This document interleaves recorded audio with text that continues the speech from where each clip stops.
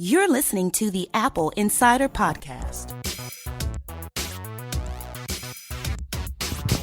Welcome to fantastic episode 98 of the Apple Insider Podcast. I'm your host, Victor Marks, and with me is our esteemed editor-in-chief, Neil Hughes of Apple Insider. Hey, Victor. How's it going?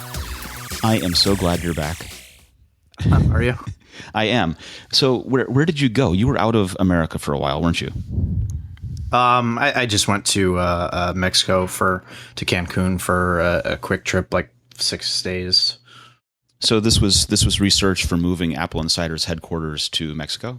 Yeah, inspired by Donald Trump or something. I don't know. Yeah, that's where I was going with that. Yes. Well, welcome back. We're glad you're here. Thank you. I want to dive right in and talk about some deals for our listeners.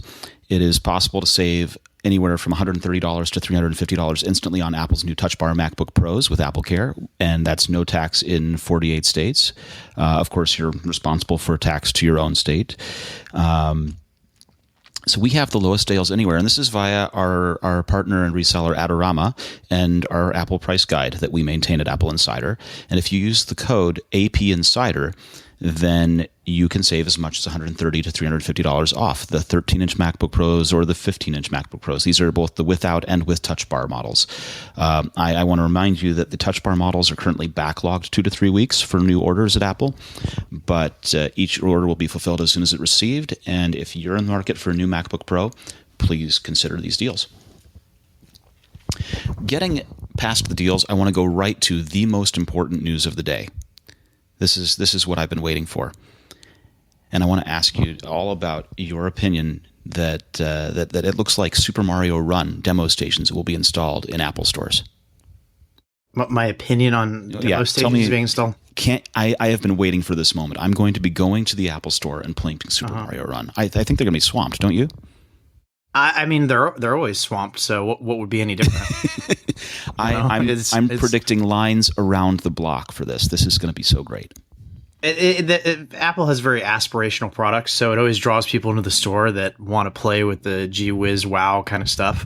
And it's always kind of fun when you go to the Apple store and you see kids and even adults, picking up an Apple Pencil or playing around and stuff. So, I think that's one of the draws of the store. And having this demo in there, a week before, a couple days before the game is set to launch, is good for business. Folks are going to want to play it, and I can't imagine this game is going to be anything but a hit. It's Mario, it's Nintendo. It's going to play well. That it's going to be a fun game to play.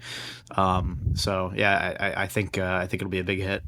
Speaking a little more seriously on my part, there were several unusual things about this product launch, this app launch. First of all, it's the first time that we've had a pre-order on the App Store. Yeah, it was more like notify me when available, which is something that they do on the iTunes store for, upcoming, like when a movie is in theaters, for example.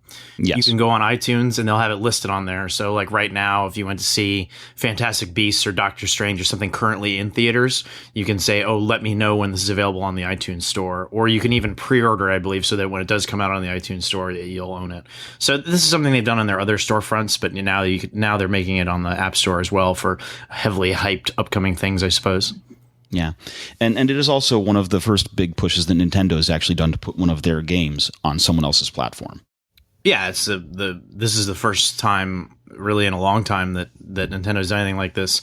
They dabbled with it some in the 90s. There was a horrible, I don't think they developed the games though, but they licensed out some of their characters to like a Panasonic media player or something. So there's these like nightmarish versions of The Legend of Zelda that are that were like lost to time that people have like found and posted videos of online, and it's pretty hilarious. But yeah, this is the first time that Nintendo in earnest has brought their characters and platforms in development to another platform.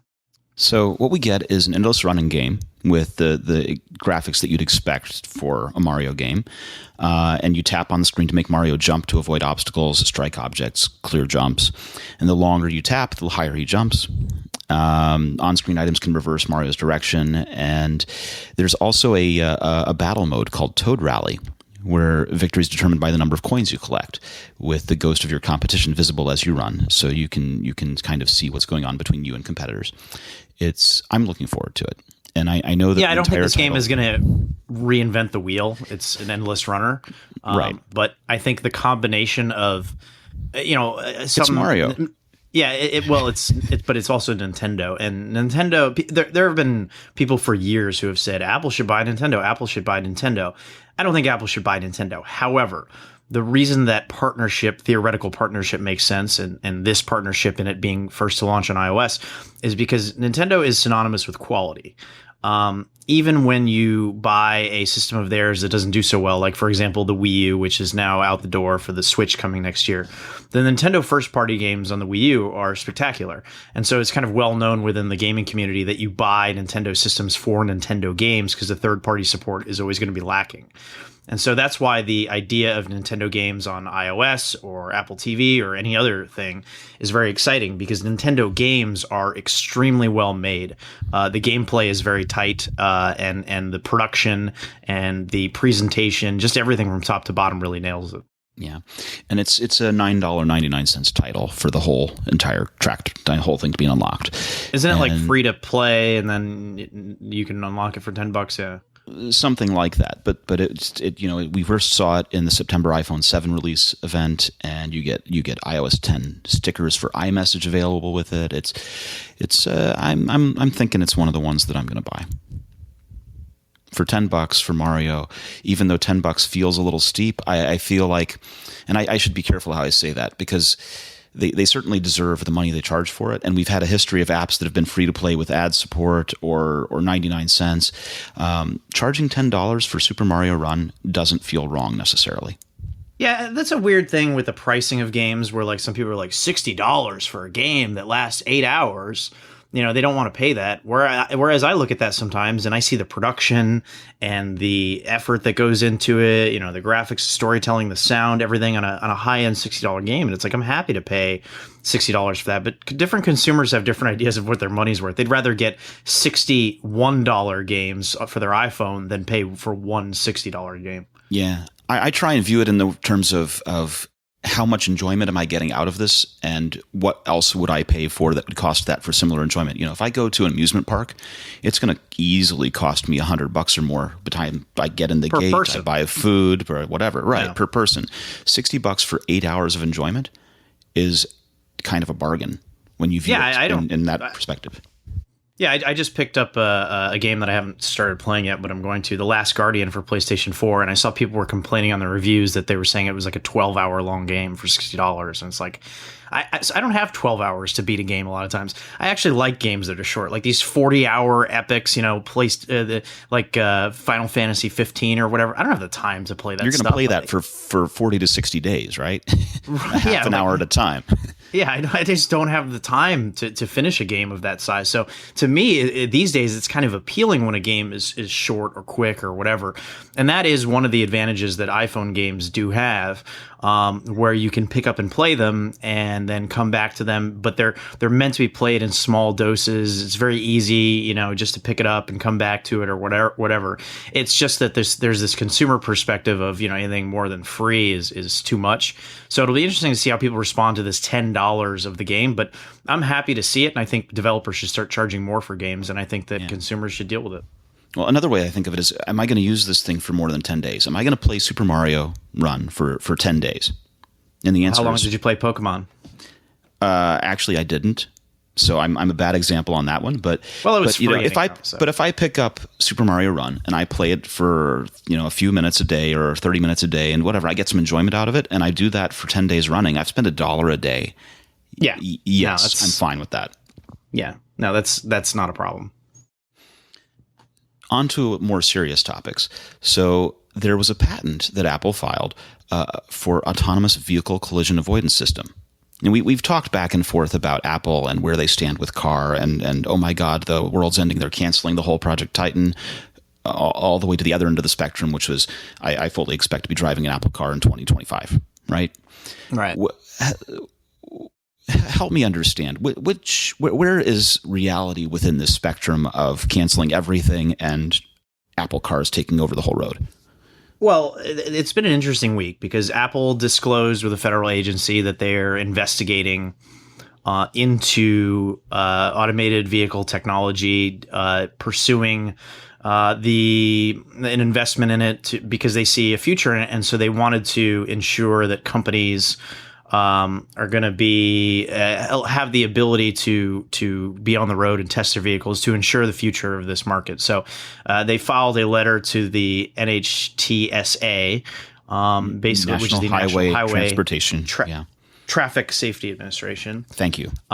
Basically, they want to make sure that there's a safe and flexible path forward for the development of automated vehicles, and they want to have regulations that are open for companies that might be new to the industry. So, for example, Apple, Google, Uber are not car builders.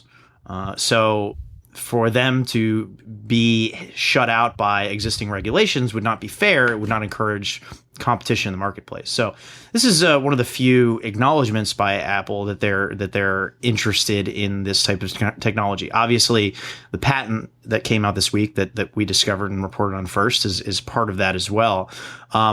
And then another interesting component of it that came out this week was there's been a problem in the past with if you're doing artificial intelligence, machine learning type research, you want to be able to publish that information, to share it.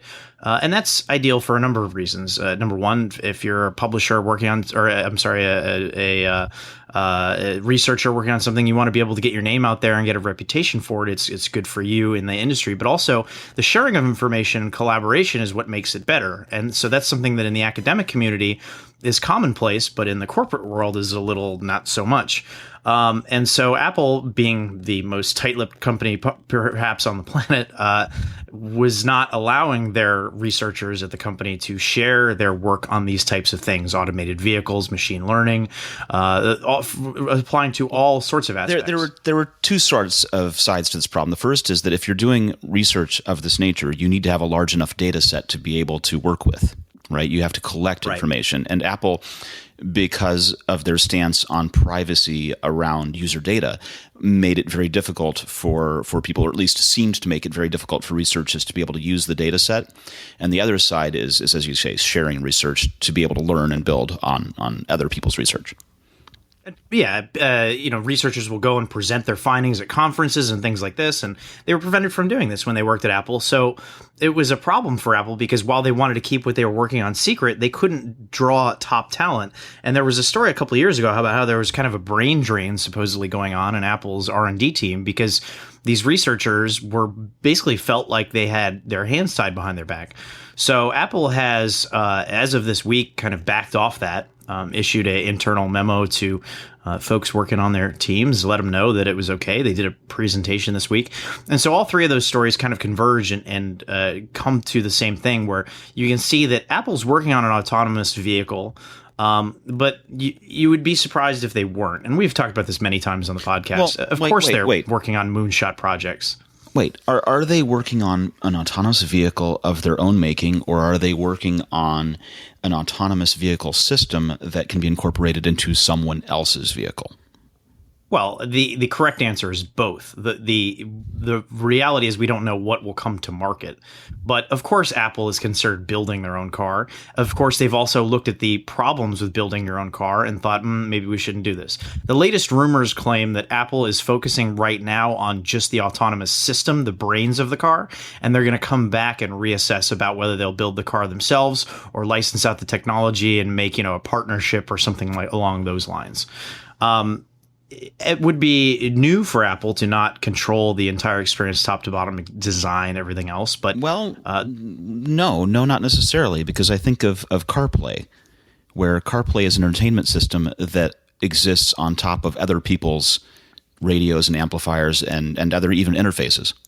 Yeah, but when you get into CarPlay, it's kind of its own segregated world. It's not like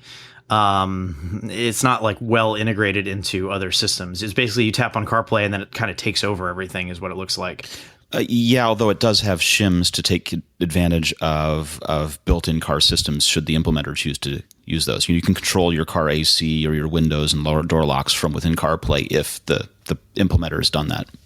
Yeah, I feel like CarPlay is one of those things that we'll look back on kind of like the Moto Rocker, the iTunes phone that Apple made, where it's like, good idea. They had the foresight to see where things were going, but the early stumbling, not really worth it attempt that was the predecessor to what really came.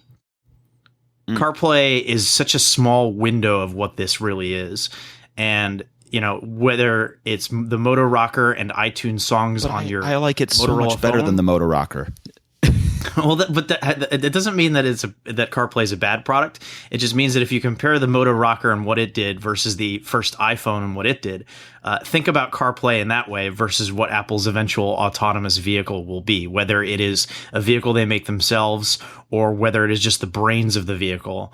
CarPlay is just such a small slice of that. It's just the entertainment focused part of it, and it's going to be everything else. It's going to be artificial intelligence. It's going to be automated driving. It's going to be all of those types of things because the future is headed that way. I mean, this is obviously the next big thing in tech that everybody's focusing on and working on right now. All the big companies are looking into it, and there's a reason for that because they can see the future coming in that direction. Definitely. And, the one question that analysts ask a lot is what's going to happen for Apple when they've hit peak iPhone? And if they've hit peak iPhone, then the answer is these other things that they're exploring, right? Yeah, I've always hated that peak iPhone nonsense just because this is a company making cash hand over fist, but Wall Street is just so focused on growth. And when you're the biggest company in the world, how much more can you grow? If I were Apple making the amount of money that I'm making and stashing cash, hand over fist, I would not be too worried about my future prospects. It's not like Apple's going anywhere. Okay, so wrap up the car bit for me. You predict both car? They're pursuing a car. You predict they're also pursuing a separate system that could be integrated with car partners. And when do you think we're going to get to drive one of these things?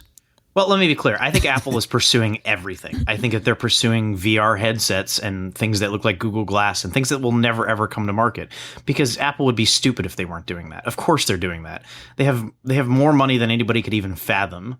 They have a huge research and development skunkworks team working on anything that you could possibly imagine. So, of course, they're considering building a car.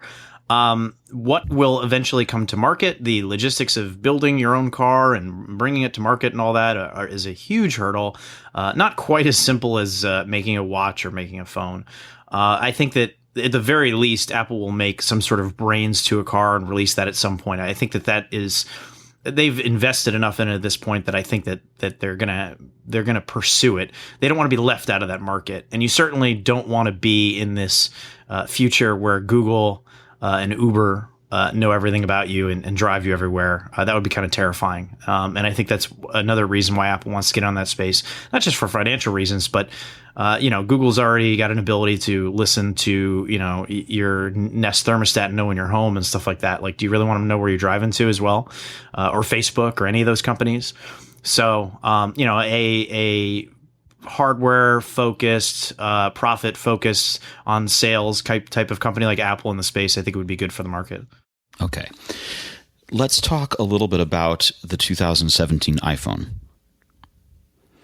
So in the past, we've talked about it as being a miraculous device, right? One that changes the design on its outward appearance, that has curved glass, that gets rid of the chin and forehead of the phone, and all kinds of things.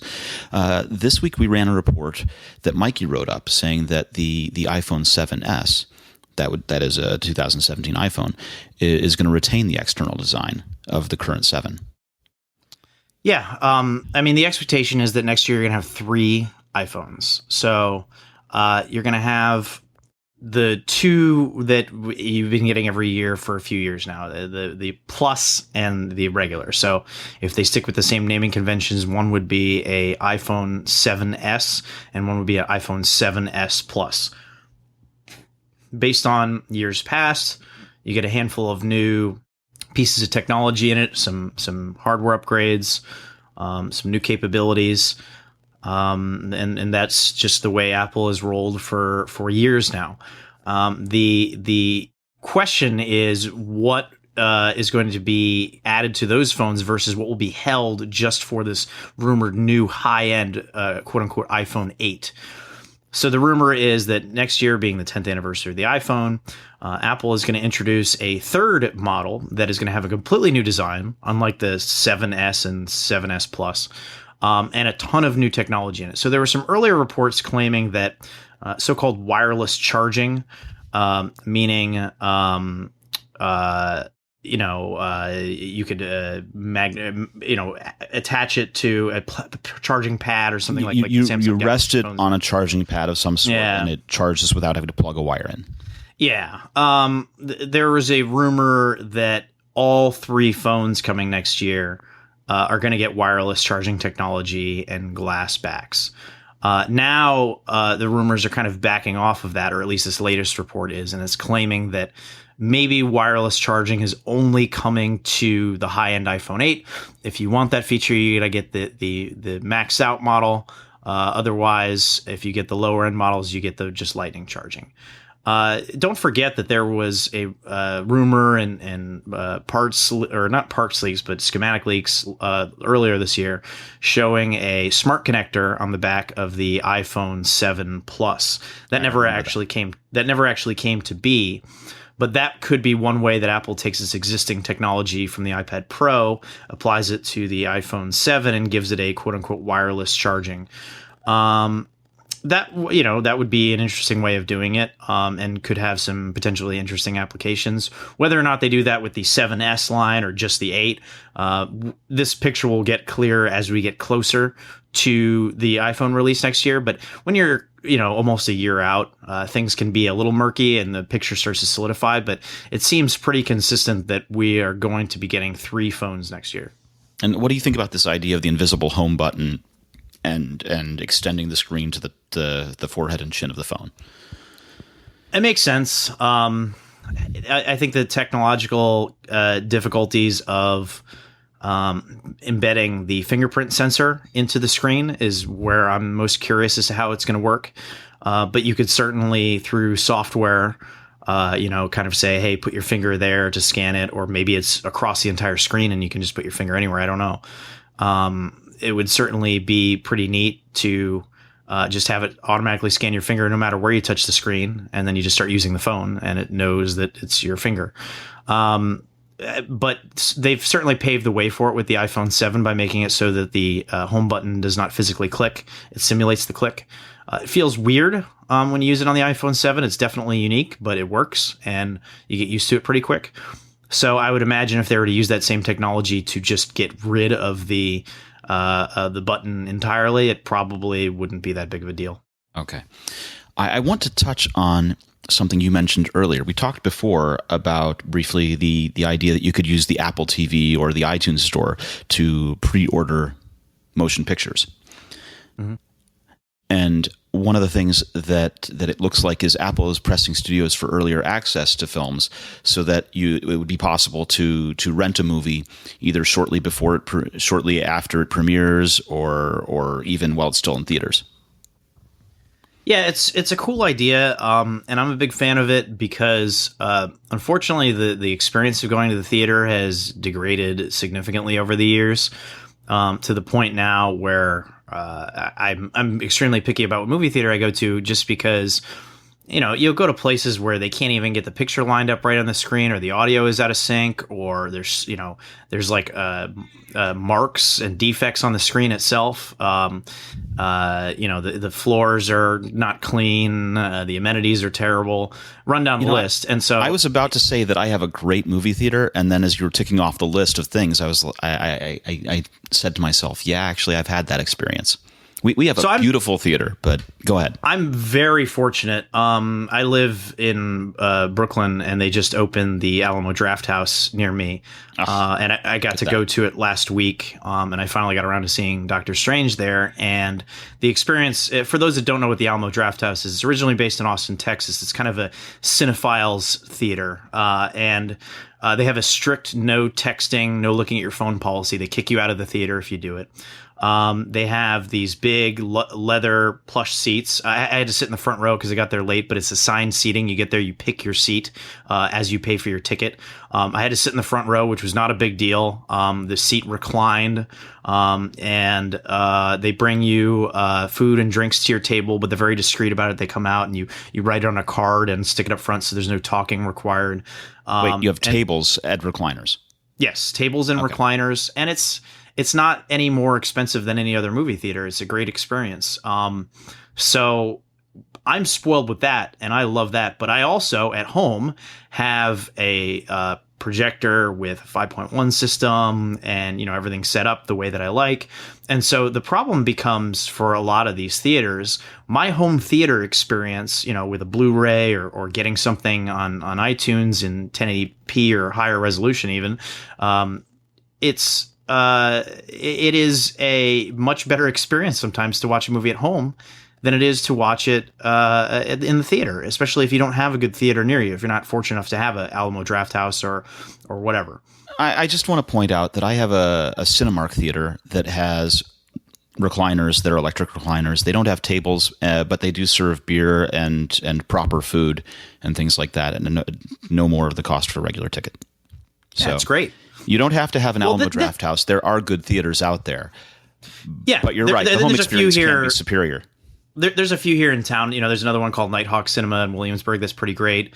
But then there's a lot of just dumpy theaters where they just don't take care of it. And one of the things that really kills me when you go to the movies now is, everything's a big blockbuster with a bunch of big explosions, and none of the construction is very good on the theaters. So you go and it's like you're in a really quiet, intimate scene in a movie, and next door, Transformers 13 is playing and robots. You hear the rumbling right through the walls, and it's like. Yeah, and it's like this is just a bad experience all around. And the days of the 2-screen theaters are gone. We don't have that any longer. It's unfortunate, and then when you factor in, at some theaters the clientele, especially if it's a Friday night and it's a bunch of kids there or whatever, they're on their phones. They don't really have the same respect for the movie going experience that maybe I do, and it just becomes snob. It's like. Yeah. And it just becomes why would I pay you $15 to see a movie? Now, if I could do that at home. In many cases, I would, not only for the convenience of it, but because it's a better experience. And if I got to go to the bathroom, I can pause the movie, stuff like that you just could never do. I would still prefer to see it at a nice theater because that experience of going and the communal experience and having the big screen and having the great sound quality, when done right, is amazing. But so many theaters have gotten away from that and just turned it into, just quick commercial entertainment with no focus on quality. And so that's why I think this is great. The one thing I will say about these types of digital releases while still in theater, they've been done before. It's been experimented with a few times. I think Steve Soderbergh did it with a couple of his releases. The thing that people don't realize about this is that it's expensive to get the movie at home. They end up charging somewhere between like $30 and $50 to rent the movie, which to a lot of people sounds crazy until you factor in, well, if you got a family of 4 and you're going to see Finding Nemo or something and you're paying $15 a ticket, multiply that times 4, what did it cost you to go to the movies? The reason that they charge $30 to $50 because they know you and all your buddies or your family or whoever can all get together and sit on your couch and watch the movie and not go to the theater, and then they get less money from it. So to watch it early at home, the price is always way higher than you would imagine. It's not going to be $15, $20 to rent a movie that is currently in theaters. It's going to be $35, $40 more. Right. So it's almost advantageous that you really have to get the party together to watch, because otherwise, if it's just yourself and one other person watching, you're in fact paying a lot more than you would if you went to the theater. Yeah, and that's not that uncommon. People do that all the time with like pay-per-views for boxing or MMA or wrestling or whatever. You get people together to watch it and pay the $60 for the pay-per-view because you do the math and you go, well, we could go to the bar, they're showing it there, but if everybody gets drinks and food and all that, then it ends up being, over $100 for the 4 of us. Or we could all get a pizza and chip in and cover the $60 ourselves and watch it here at home.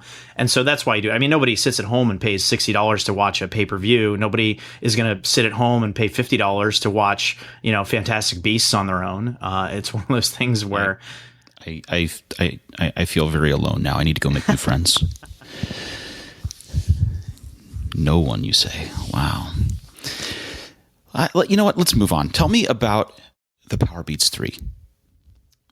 So, and I know I didn't give any intro to that at all, but you got a set, right? I did, and I was just laughing because I always think it's funny when you read the comments on the internet of things that you write. So I did a review of the PowerBeats 3, and everybody's going to comment. Don't leave me there. What are the comments?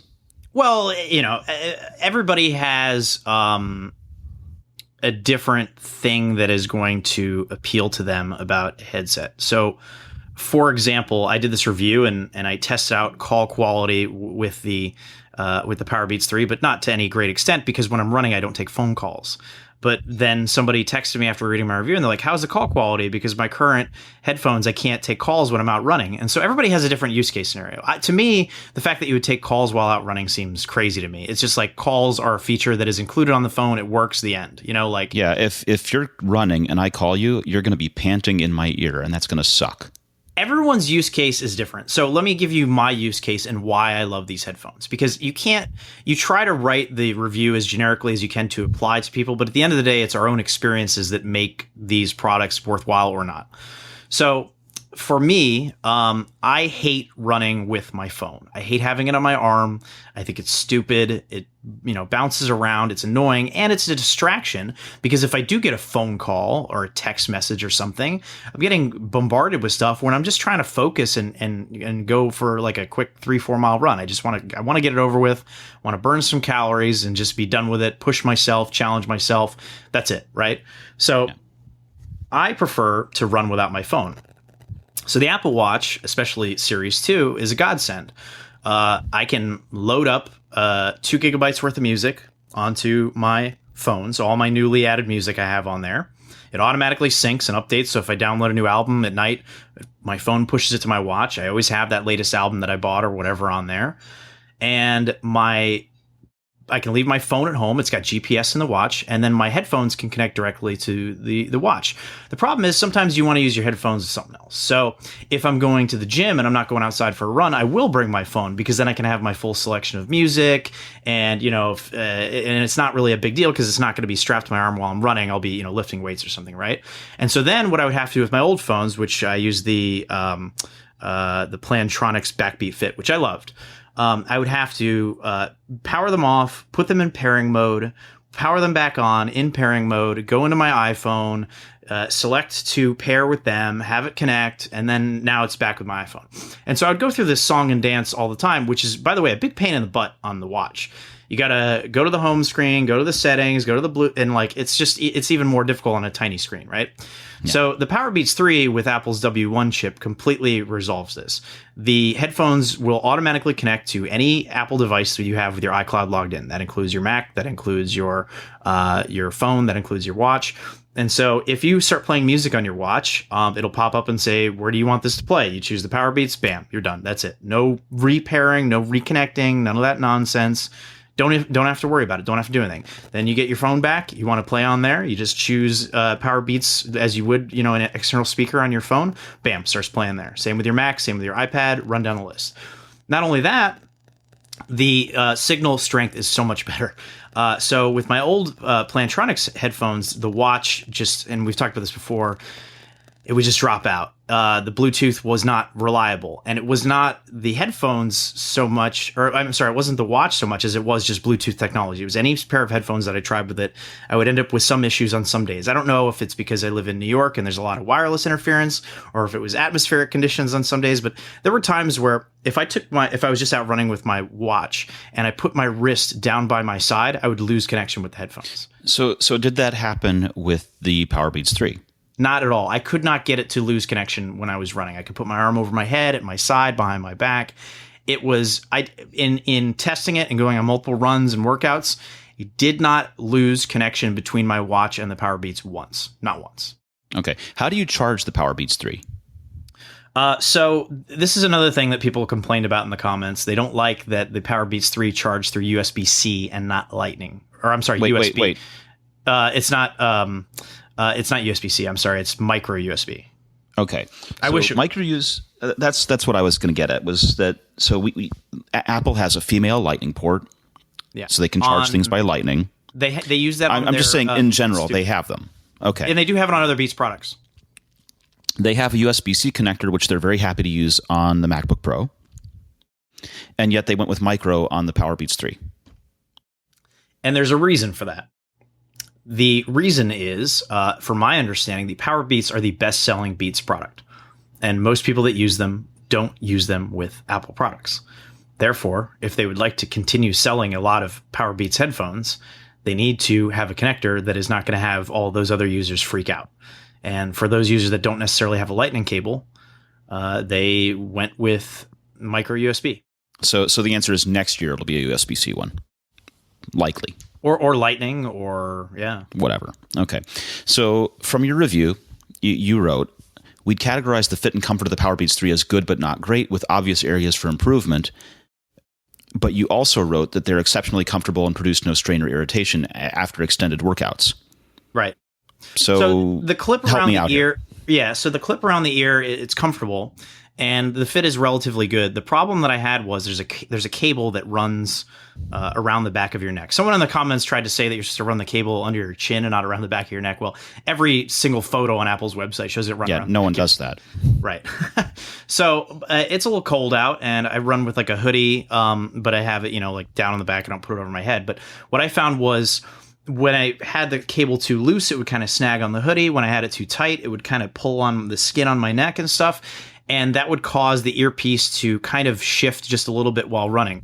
You have to get the seal just right to have the sound quality be perfect. And so the headphones are very comfortable. I did not have an issue with them on my head at all. I've had some where you put them in and they hurt your ears. Those in-ears are just uncomfortable, whatever.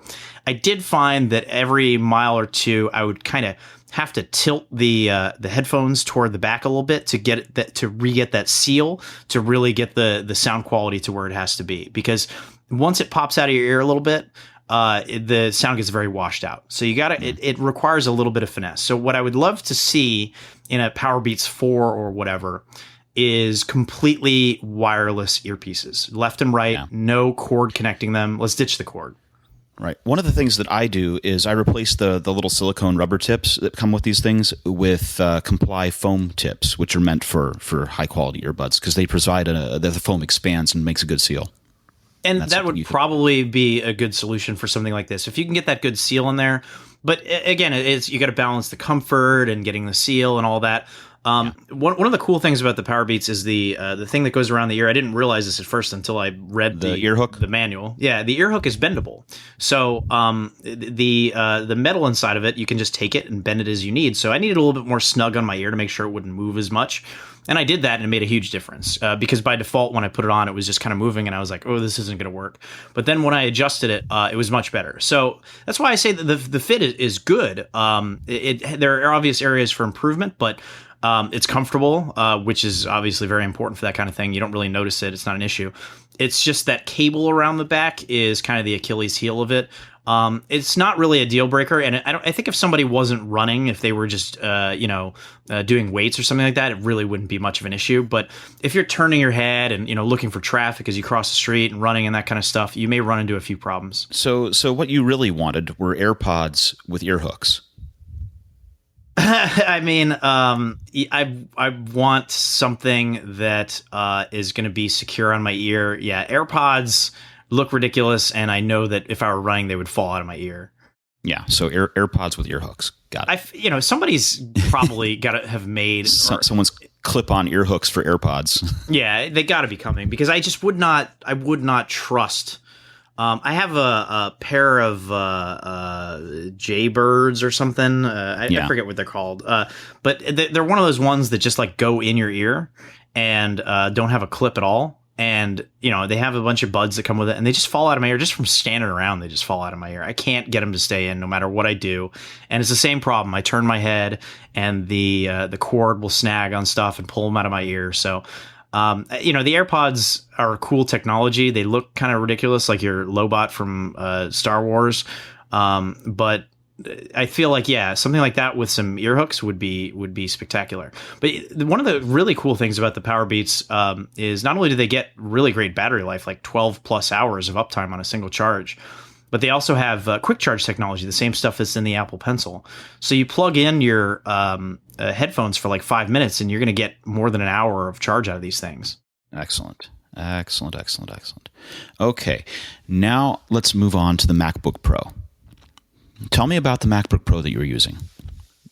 So I tested the 13-inch MacBook Pro with Touch Bar, and really, because my current system is a 2015 13-inch MacBook Pro with perfectly competent machine. Yeah, with a Force Touch trackpad, and the best thing that I can say when I test out and review loaner products like this is I don't want to let them go. I want to keep them. I really, really like this 13-inch MacBook Pro a lot, and I don't want to let it go. And that's really the best thing that I can say about it. I don't need it. I can't justify the price for it. It's too expensive. If you're in the market for a new MacBook Pro right now, I would get the Touch Bar model over the non-Touch Bar model. I like the Touch Bar.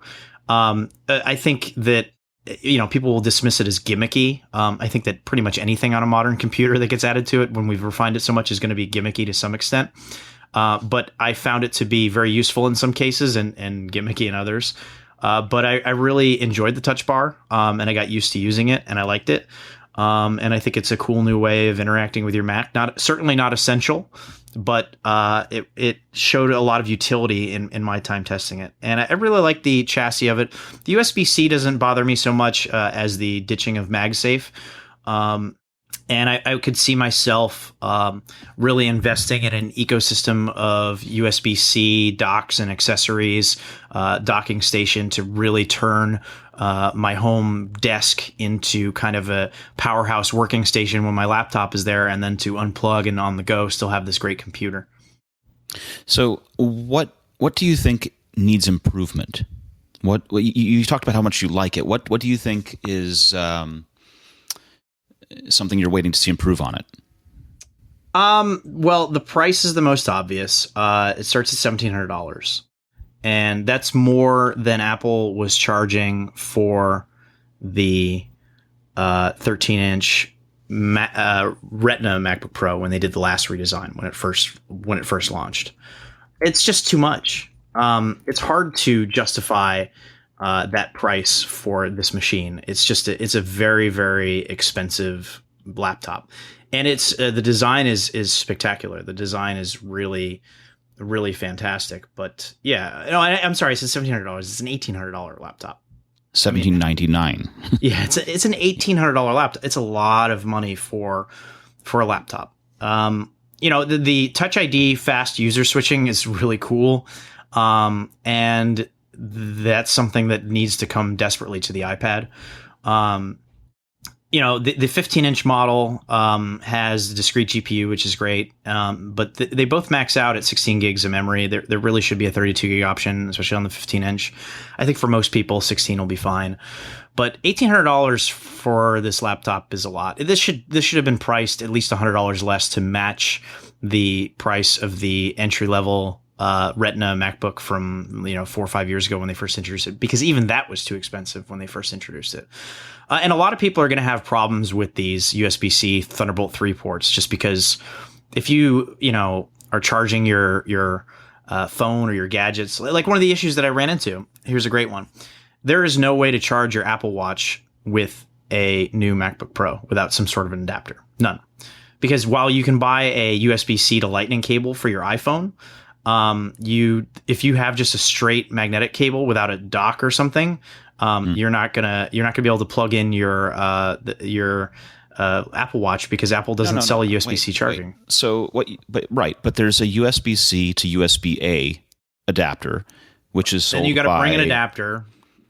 Oh, okay, but bear with me, because I own one of those adapters. It's sold. They're sold by many different companies. You can buy one from Belkin. You can buy one from Pure Gear. They're easy to get a hold of. They're not hard to find. I saw them in Target retail. So it's not like this is a hard problem to solve. It's just a slightly inconvenient problem to solve initially.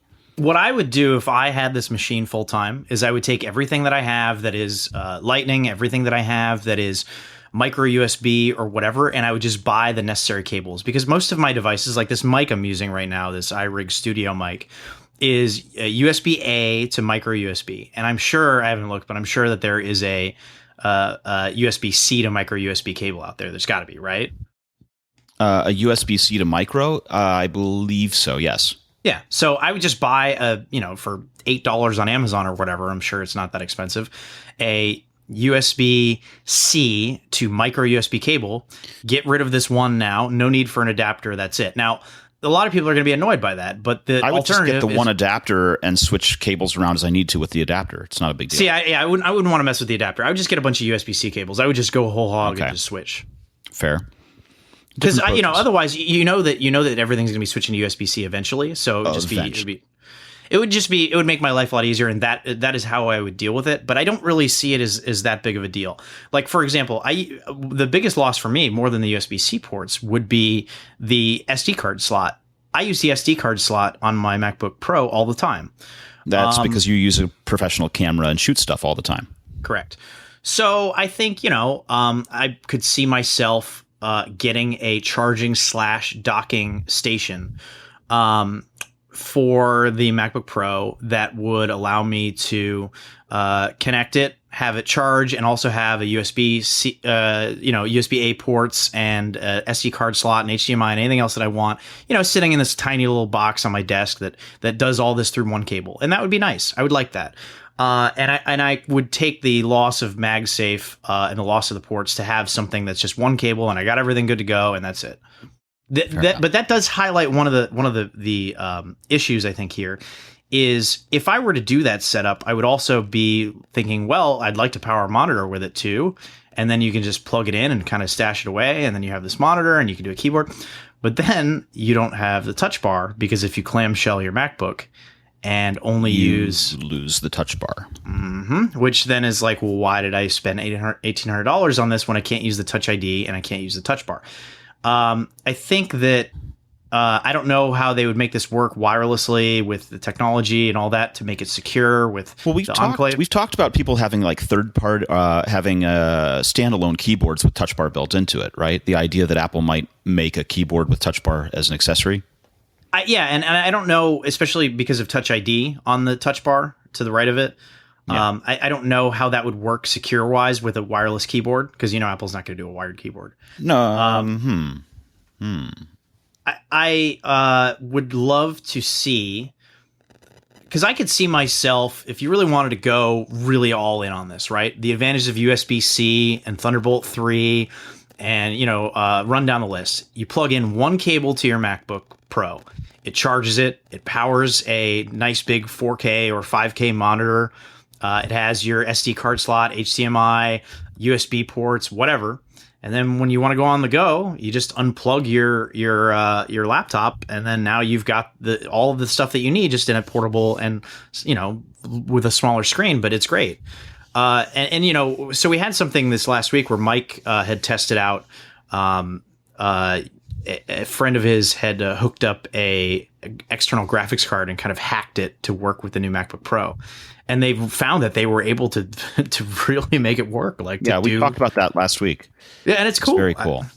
So, the possibilities, especially when you only have to connect one cable to make this kind of stuff work, when you start thinking about it in that way, it's really exciting. And so I'm sold on USB-C and Thunderbolt 3. I think it's great. And I think that the compromises and the short-term pain are worth it. A lot of users are going to feel differently. They're going to need to connect stuff all the time. They're not going to want to buy cables. They're not going to want to buy dongles. They don't want to deal with that stuff. You got to know that going into it. If you're okay with that trade-off, I think you'll be really happy with this machine. Okay, so there have been some early reports about the battery life falling short of what Apple estimates it to be. Where Apple says this is a 10-hour battery, and historically Apple tends to underestimate. Yeah, they say 10 hours and you can get 12 out of it potentially. But here people are reporting that they're only getting about 6. When I do battery tests on mine, I tend to just crank up the brightness and put a 20-hour YouTube video on just to see what it does, Real life use is impossible to really say when it comes to battery life. I've read these reports, of people saying that they have these issues, and I'm not saying that they don't exist. I'm sure that they do, but my point is that it could be anything. It could be an app, it could be whatever.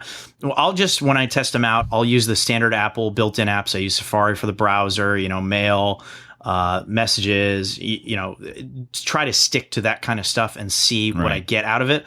The battery life is comparable to my MacBook from last year. It didn't come across as any different to me. But if you use an app like Google Chrome can be a battery hog, certain things that people use, they drain the battery.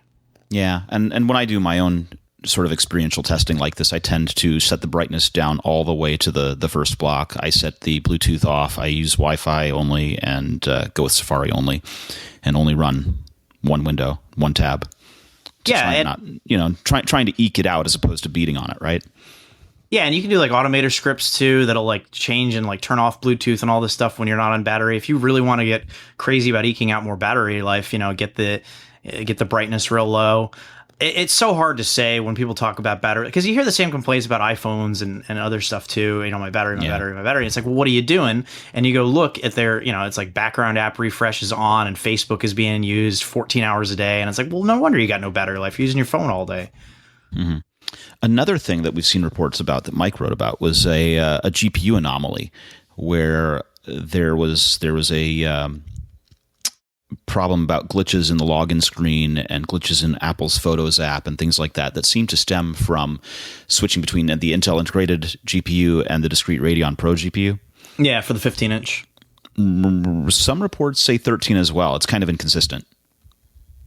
Okay. So there was an email that appears to come from Craig Federighi where he says that it's all software related and that everything software related has been rectified. So it's something that seems to be fixed in the latest macOS 10.12.2 update. Yeah, it seems like a relatively minor software issue. I think the bigger issue was the speakers being blown out and potentially ruined through hardware if you ran Windows on the new machines. I think they fixed that one too. Yeah.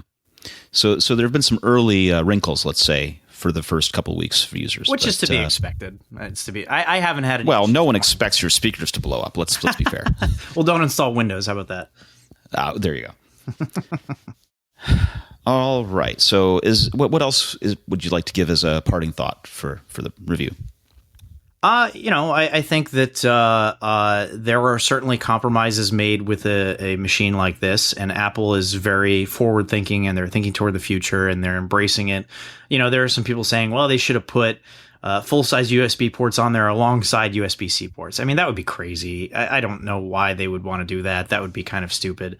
I think that, there's going to be some growing pains, and there are going to be some people that just don't want this machine, that don't like the compromises that it makes, and maybe they'll get an older Mac or stick with their older Mac, or maybe they'll jump to another platform. And that's at that point, that's a business decision that I can't really question Apple on, because they're smarter than I am. But in terms of what it offers and the design and everything else, this is a really, really great machine. My biggest complaint with it has to be the price. For $1,800, that's a lot of money to ask for this.